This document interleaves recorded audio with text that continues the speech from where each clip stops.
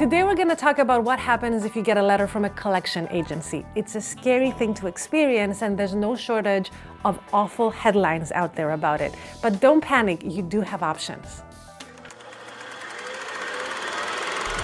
Let's state the obvious. It's never a good thing to get a letter from a collection agency. Once your debt is in collection, it will be reported to the 3 major credit bureaus, and that will affect your credit score, which will plummet, making it harder to qualify for other credit, like a mortgage or a car loan. It could even make it harder to set up a new account with a utility company or sign a new lease. And even worse, the damage takes a long time to undo because that will stay in your credit report for up to 7 years. Secondly, in some cases, the collection agency could sue you to recover at least some of what you owe.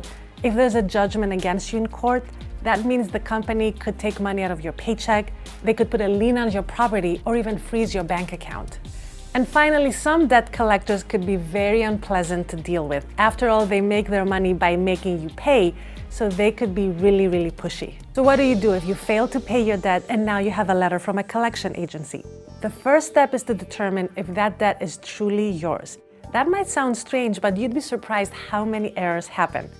If that is not your debt, or if you've already paid this debt, you can dispute it. The Consumer Financial Protection Bureau has sample letters on its website that will help you in different problems you can encounter with debt collectors. For example, if you don't owe this debt, or if you need more information, or if you want the debt collector to stop contacting you.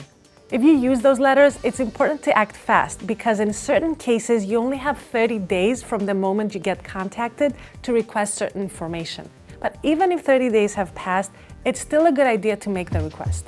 If you know that is yours, you can negotiate a settlement.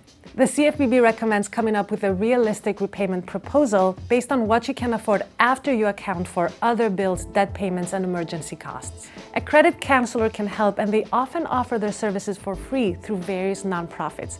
Also, an attorney could be helpful in the negotiations. Here's an extra tip: never make a payment on an old debt before talking to a lawyer.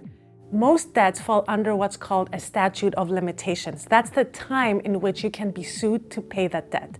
The CFPB says that time ranges from 3 to 6 years, depending on location. If the statute of limitations is close to expiring, the collection agency might be more willing to negotiate with you. If you're not sure whether the statute of limitation has expired, the CFPB recommends talking to an attorney before you do anything else. The best thing you can do is to avoid having your debt sent to collection in the first place. You can do that by contacting your creditor as soon as you realize that you have trouble paying. It's in their best interest to have you pay something instead of nothing.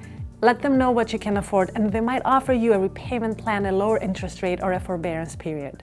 An ounce of prevention is worth a pound of cure. Anything you can do to preserve your credit rating and reach out to your creditors ahead of time will be much better than having to get a letter from a collection agency. And if you'd like more content like this from MarketWatch and the Explainomics series, please subscribe and keep checking back for new videos, and we'll see you next time.